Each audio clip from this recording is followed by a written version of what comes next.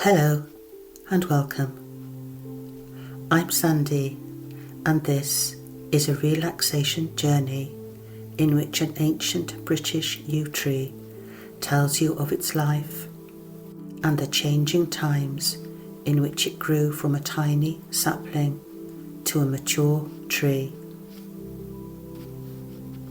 Please make yourself comfortable and the yew tree will begin its story.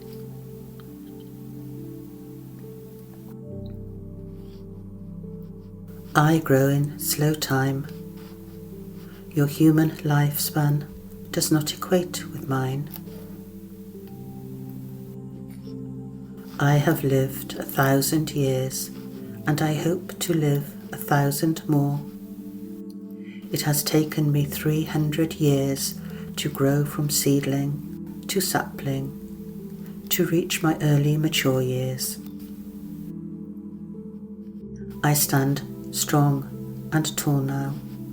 My look is old and gnarled, contorted and misshapen like a broad, lumbering giant dominating the landscape in which I am rooted.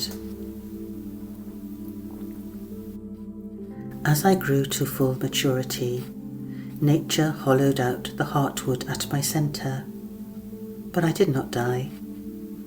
My branches reached the ground, took root in the earth, and I renewed myself, increasing and increasing my span. It is said that, in this way, as each new branch takes root and grows, I stroll, in tree time, very, very slowly, over hundreds of years through the landscape. My canopy is dark and dense, 20 metres above your head. I have so wide a girth that you can easily stand inside my hollow trunk, and, when you do, you should remember that you are standing inside a living, breathing witness to centuries of your history.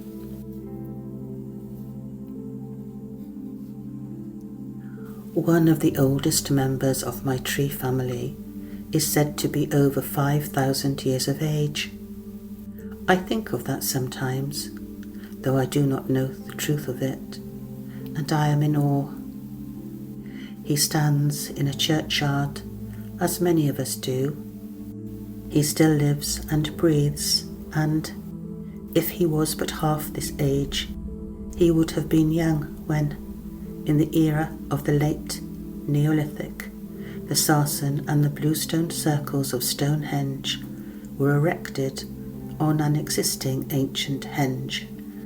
When I was a sapling, almost 1,000 years ago, I heard of a battle which changed the course of English history forever. This was the Battle of Hastings in 1066, when William, Duke of Normandy, known as William the Conqueror, defeated England's Saxon army, killing King Harold and seizing the throne.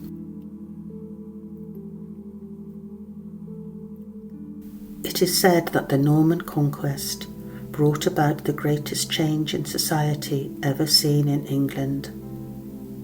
Some say William's legacy was a good thing, and others not.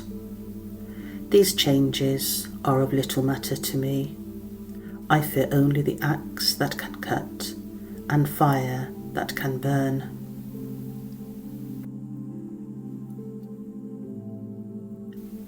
I will tell you of another great event that happened so that you may more easily place my lifespan in your history. I was some 500 years older. I do not know how many exactly, when I heard that another great battle had taken place, but this time at sea. It is said that the Spanish Armada was a mighty 130 ship naval fleet, dispatched by Spain in 1588. This was part of a planned invasion of England.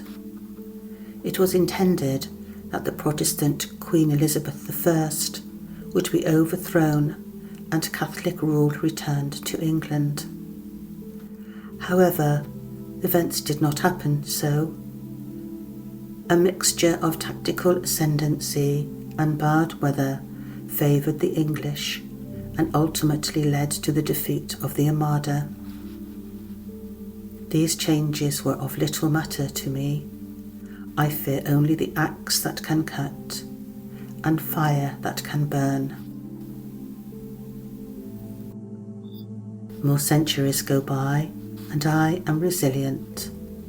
I have lived through flood and drought and crashing storms that flashed fire across the sky.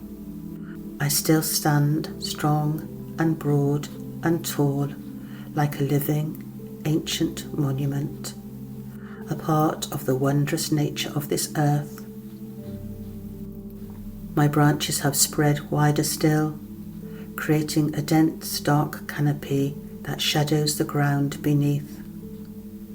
My roots delve deep into the earth, and some of my limbs twist like rippled muscles formed of wood. I heard that now some humans of this earth left the planet in a tube and ventured to the bright silver globe that lights the sky in darkness. I do not know why they would do such a thing, or even the truth of it. But the birds that roost in my branches often gossip of it. It matters little to me. I fear only the axe that can cut and fire that can burn. I have lived for 1,000 years. I sometimes wonder what I will see in the next 10 centuries of life. What changes will there be? I hope only that the earth will continue to flourish and nourish all that lives upon it, or flies in its skies, or swims in its seas.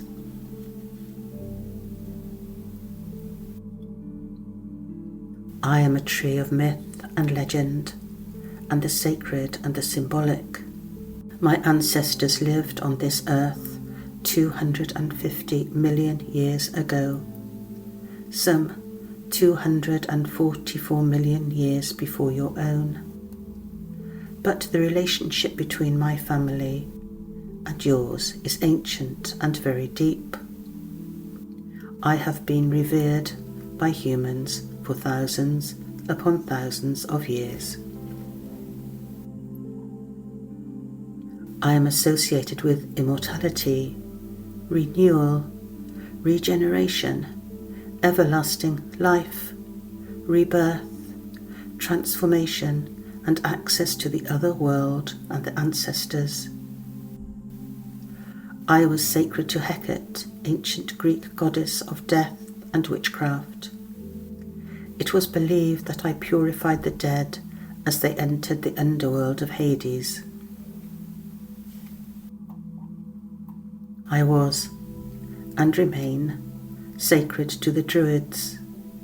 In ancient times, the Druids were the philosophers, priests, teachers, and walkers between worlds of the Celtic tribes.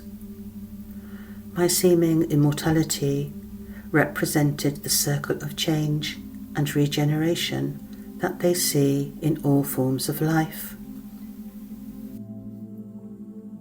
When most of the population was converted to Christianity from Roman times onward, the same sites continued to be considered sacred places.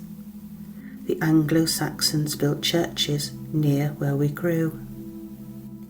But we remained. The themes of death and resurrection continued into the Christian era. My branches were carried on Palm Sunday, and my shoots were buried with the dead for many centuries. My life has been a long one.